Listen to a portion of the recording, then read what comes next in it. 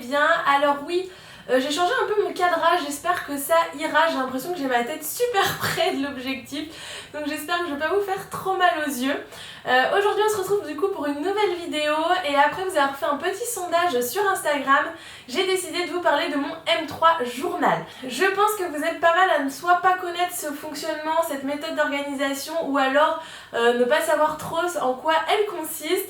Du coup je me suis dit qu'aujourd'hui j'allais vous faire cette vidéo parce que je le teste depuis du coup pratiquement maintenant un mois. Donc on me l'avait envoyé gratuitement et du coup je le teste en ce moment et j'avoue que je suis plutôt contente pour le moment de cette méthode d'organisation et c'est pour ça que je voulais aussi vous en parler. Alors aujourd'hui on sort de tout ce qui est esthétique au niveau du planeur. Je vous montre rapidement à quoi ça ressemble à ça et clairement à l'intérieur ce n'est pas du tout décoratif. C'est la petite chose qui me rebutait au début par rapport à cette méthode d'organisation et en fait quand on s'y plonge vraiment on se rend compte que tout le côté esthétique ne sert strictement à rien et que c'est vraiment pour une fois le côté pratique vraiment qui prend le dessus et je trouve que c'est très bien fait. Donc je vais commencer cette vidéo en vous expliquant un petit peu qu'est-ce que le M3 journal et je vais vous dire un peu moi où j'en suis, comment je m'en sers et ce que j'aime et ce que je n'aime pas trop dans cette méthode d'organisation. Donc le M3 journal c'est une méthode du coup je vous disais d'organisation, donc c'est un système d'organisation sur 3 mois qui s'adresse à des personnes ayant un projet. Alors par projet j'entends un projet créatif, un entrepreneur, un chef d'entreprise. Du moment que vous avez un projet, que vous avez envie que quelque chose vous aide à accomplir ce projet, si vous avez par exemple vos idées un peu embrouillées dans votre tête comme moi les 3/4 du temps, c'est un système qui va vous servir à organiser du coup votre projet, les tâches à réaliser pour atteindre vos objectifs, etc. Du coup c'est vraiment une méthode d'organisation et du coup de planification qui va vous aider à atteindre vos objectifs. Donc vous avez des objectifs à long terme, des objectifs à court terme, mais déjà je vais revenir là-dessus, je vais vous expliquer un petit peu en détail comment ça fonctionne. Donc quand on achète le M3 journal, on nous vend la chose en nous disant que ça va nous aider à lutter contre la procrastination. J'ai beaucoup de mal à dire ce mot. Ça va aussi nous permettre de mettre en place des habitudes et bien sûr d'être plus productif et du coup d'atteindre plus facilement nos objectifs et surtout les atteindre dans l'ordre. Parce que moi c'était surtout ça mon problème. J'ai toujours plein d'idées, j'ai envie de faire plein de choses et je ne sais jamais par où commencer et du coup j'oublie la moitié des choses. Malgré que j'ai un planeur, j'avais pas vraiment cet outil me permettant de savoir et d'arriver à assimiler quelle est la tâche la plus importante. Dans mon projet créatif qui est donc ma chaîne YouTube, je pense que vous avez remarqué depuis plusieurs années, dans ce projet là j'ai toujours plein d'idées, mais quand je vous dis plein d'idées c'est que je pense que je pourrais passer une année entière à ne faire que ça de mes journées. Mais du coup le problème c'est de savoir qu'est-ce qui est le plus important et qu'est-ce qu'on a envie au fond de soi de faire, parce que moi personnellement ça reste un loisir, donc c'est des envies plus que des obligations, parce que bien sûr je ne vis pas de ça et j'ai mes études, mon travail etc à côté, donc c'est pas quelque chose qui est vital comme on dit pour manger etc. Mais qu'est-ce que j'ai envie de faire en premier, qu'est-ce qui du coup pour moi est important, est urgent et qu'est-ce qui ne l'est pas. Et ça je trouve que c'est très dur à réussir à classer dans les cases nos tâches et du coup ce petit outil m'a vraiment aidé à me poser, à réfléchir et à comprendre ce que j'avais envie en ce moment et ce qui pouvait attendre quelques mois parce que je n'étais pas pressée. Du coup quand vous achetez le M3 journal, alors je n'ai plus le prix en tête mais je crois que c'est assez cher. Quand j'avais posé la question pourquoi ce prix, je pense que c'est tout simplement parce que du coup du fait que vous payez assez cher, vous allez vous dire je l'ai pas acheté pour rien, je l'ai pas acheté pour qu'il reste dans un tiroir, vu le prix que je l'ai payé, il faut que ça marche. Donc je pense que c'est l'un des critères du prix et je pense qu'aussi on paye la méthode parce que c'est une méthode qu'on ne retrouve pas sur d'autres systèmes d'organisation et qui est franchement assez complète je trouve. Vous avez aussi un groupe Facebook si je ne dis pas de bêtises où toutes les personnes du coup qui pratiquent le M3 journal sont groupées et du coup vous pouvez interagir, poser vos questions etc. Du coup quand vous achetez le coffret du M3 journal, vous avez du coup ce carnet donc qui est ultra classique, je pense qu'on ne peut pas faire plus classique que ce carnet. Donc il y a un carnet format A5 avec une couverture bleu marine. La couleur reste jolie malgré que ça manque de paillettes, de rose gold, fantaisie et de flamant rose. Et du coup à l'intérieur c'est votre journal de bord. Donc ce carnet c'est celui qui va vous suivre partout pendant ces 3 mois et dans lequel vous allez programmer toutes vos journées, planifier vos objectifs etc. Et le plus important, c'est ce petit livre qui est donc la méthode du coup M3 Journal, donc l'organisation, etc. Donc moi, je vous dis, je l'ai lu en une journée, donc il n'est pas du tout long à lire. C'est écrit très gros, donc vous n'allez pas vous retrouver à lire un livre pendant 2 mois et du coup vous dire bon j'en ai marre, du coup je ne commence pas, etc.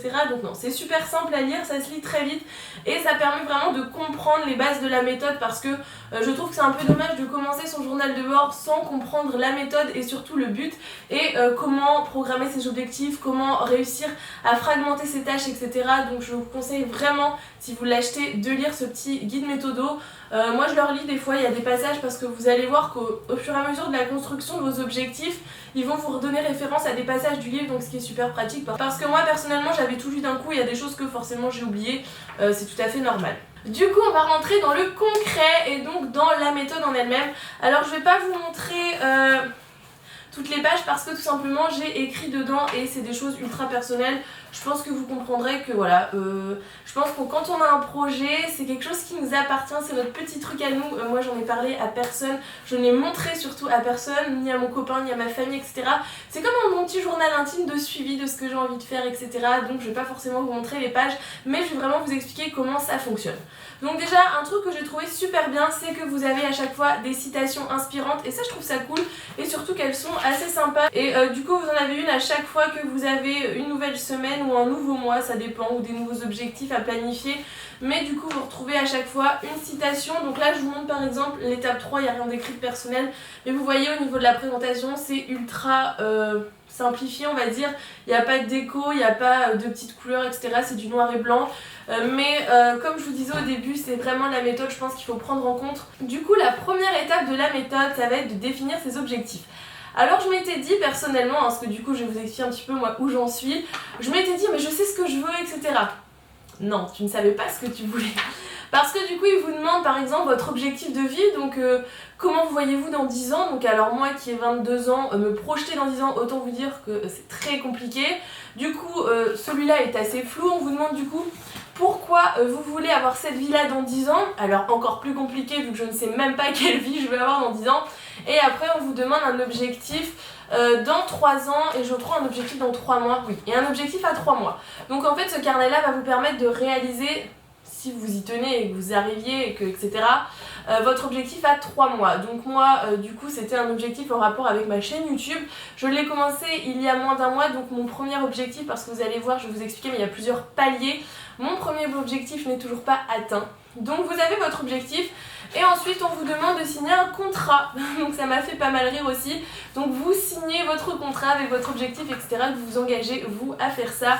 Et je trouve que le côté contrat c'est sympa et puis quand on le relit à la fin on se dit mince j'ai signé mon contrat quand même. Bien sûr c'est un contrat avec vous-même mais bon je trouve que c'est encore plus dur parce que c'est vous et rien que vous êtes engagé auprès de personne, juste envers vous-même. Du coup ensuite une fois qu'on s'est bien creusé la tête pendant plusieurs heures à se demander qu'est-ce que je veux vraiment, il va falloir faire son plan d'action. Alors comment vous dire que ça c'est pas mal aussi parce que ça va être vraiment l'étape où il va falloir que vous décortiquiez vos objectifs pour vous dire quelles sont les étapes, on en vient à mon histoire de qu'est-ce qui est urgent, qu'est-ce qui ne l'est pas, quelles sont les étapes que je vais devoir accomplir pour réussir à atteindre mon objectif en un délai que du coup je définis. Alors ça pour moi c'est pareil, ça a été très dur parce que j'ai toujours, comme je disais, plein d'idées, je sais toujours ce que je veux mais je sais pas dans quel sens, etc. C'est un peu flou et donc pour toutes les personnes qui sont comme ça et qui ont vraiment envie de se lancer dans quelque chose, je trouve que c'est plutôt bien fait parce que du coup on vous demande quel est votre objectif principal. Donc là vous détaillez vraiment les grandes lignes de votre objectif principal, ensuite on vous demande quel est votre objectif pour dans 1 mois. Donc encore une fois on détaille, c'est assez dur. Ensuite, quel est votre objectif dans 2 mois, etc., etc., jusqu'à 3 mois. Donc normalement, si vous avez réussi à bien vous poser, à bien faire votre petit truc, vous devriez arriver à la fin des 3 mois à réussir votre objectif principal. Ce qui, normalement, serait sympa. À voir si après moi je vais y arriver, c'est pas encore sûr. Et ensuite, il va falloir faire un planning hebdomadaire. Alors ça, il n'y a pas de souci, dingue de planeur comme je suis, les plannings, j'adore ça.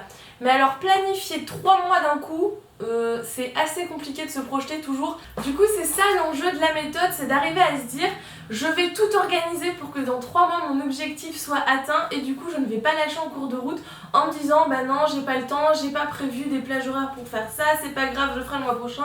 Non, là vous allez le faire parce que vous l'avez noté. Et vous allez mettre en place des habitudes. Alors dans la méthode on vous dit que vous pouvez mettre en place jusqu'à 5 habitudes dans le programme. Moi perso j'en ai défini que 4 et franchement si j'arrive déjà à mettre en place ces 4 habitudes là ça sera déjà bien. Alors ça peut être des habitudes qui sont en rapport avec votre objectif et votre souhait de projet ou des habitudes qui n'ont rien à voir. Moi par exemple dans les habitudes, pour vous donner un exemple, ma première habitude c'est de lire plus et ma deuxième habitude c'est de courir régulièrement. Donc ça n'a absolument rien à voir avec YouTube. Mais c'est des choses que j'aimerais bien mettre en place et la méthode nous dit que c'est pas forcément des habitudes en rapport avec notre objectif global parce que tout simplement on a une vie aussi à côté et on a peut-être des souhaits autres que notre projet et du coup ça permet aussi de mettre en place ces choses-ci. Donc ensuite par habitude on va vous dire de faire un planning de combien de fois par exemple vous allez lire dans la semaine, donc la première semaine, la deuxième semaine etc. jusqu'à la 12e semaine, donc ça c'est pareil, ça se donne aussi des petits challenges je trouve. Vous allez me dire on peut très bien avoir un tracker, je suis tout à fait d'accord, un tracker dans son bullet marche très bien aussi. Ensuite il y a une étape qui est pour la méthode cruciale que pour le moment je n'ai pas réalisé, c'est de définir son équipe. Alors pourquoi définir son équipe? Tout simplement parce que dans la méthode on dit qu'on y arrive mieux à plusieurs et qu'il faut se préparer, il faut se prévoir des réunions d'équipe etc. pour voir où tout le monde en est, s'aider etc. Alors moi pour le moment je connais personne dans mon entourage qui pratique le M3 Journal et au niveau du groupe Facebook je ne suis pas inscrite dedans. Donc je n'ai pas pu définir mon équipe, mais on vous dit qu'il vous faut un cercle d'esprit gagnant. Ça je pense que dans tous les livres de développement personnel, si vous en lisez quelques-uns, vous savez qu'il ne faut pas s'entourer de personnes toxiques, de personnes nuisibles ou qui vous poussent vers le bas. Et c'est ce qu'on vous dit aussi dans la méthode, qu'il faut vraiment être avec des gens qui eux aussi ont un objectif sur 3 mois, qui veulent être productifs, qui veulent arrêter de tout repousser au lendemain et que c'est ce qui va vous faire aussi progresser et vous aider etc. Bon moi je ne l'ai pas pour le moment.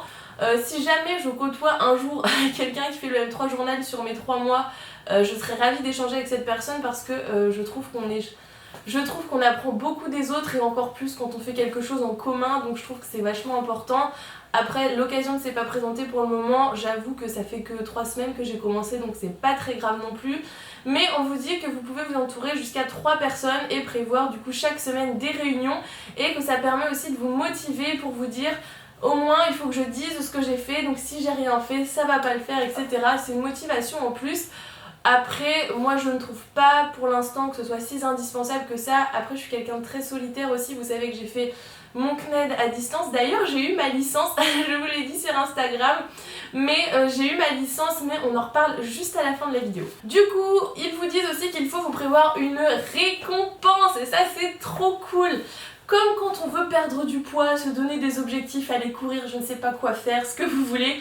La récompense, ça marche plutôt bien pour certains, dont moi, hein, je l'avoue.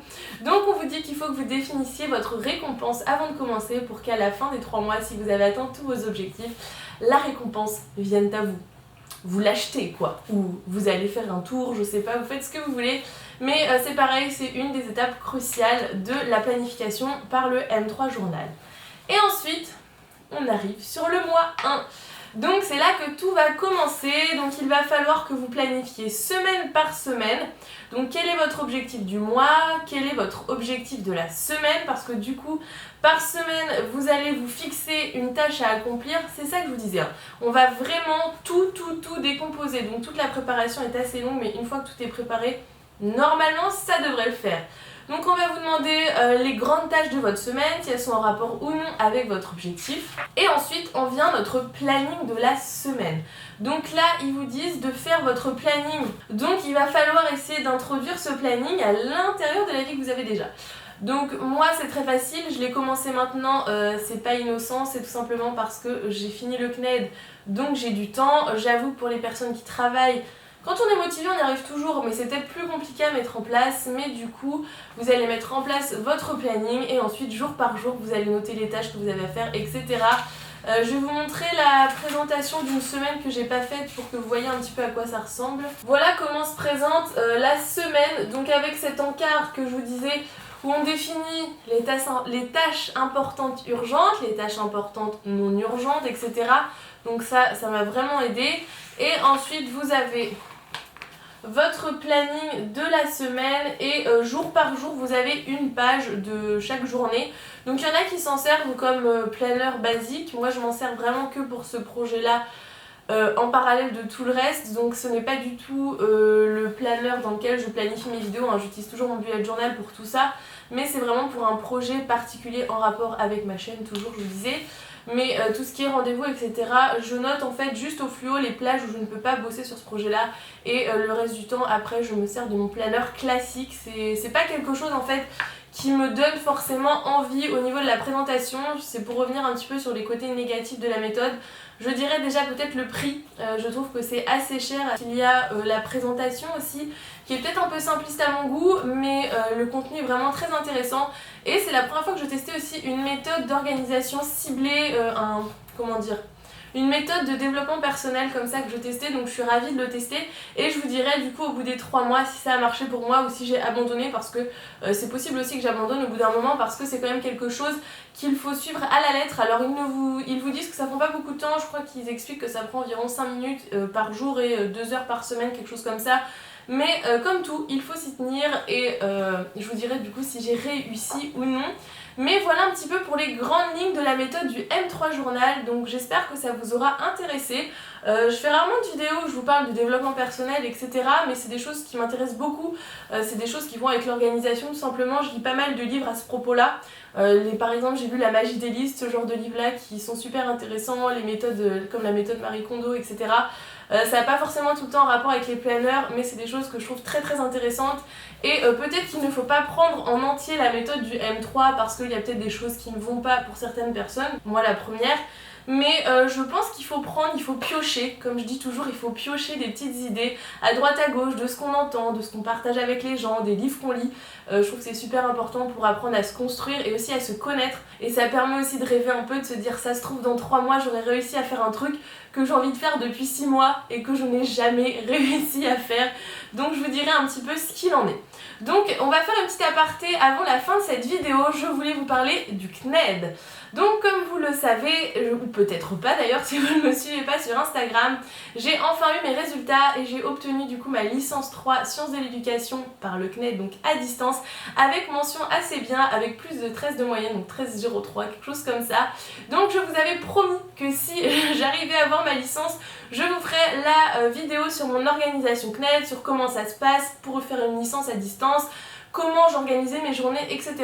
Donc ce que je vais vous demander, c'est de me lister toutes vos petites questions en rapport avec le CNED, que ce soit des questions globales parce que vous avez envie de vous inscrire dans cette formation, ou des questions sur comment je m'organise, comment je faisais, etc. N'hésitez pas, allez-y, et du coup la semaine prochaine je vous ferai enfin la vidéo que vous attendez depuis longtemps, où je vous raconte toute mon année avec le CNED, sur mon parcours, comment je me suis inscrite, comment je me suis organisée dans l'apprentissage de mes cours, etc. Donc j'espère que ça vous fera plaisir.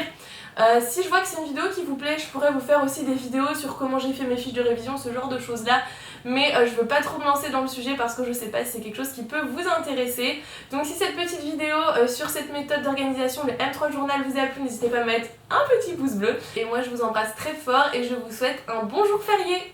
Bye bye.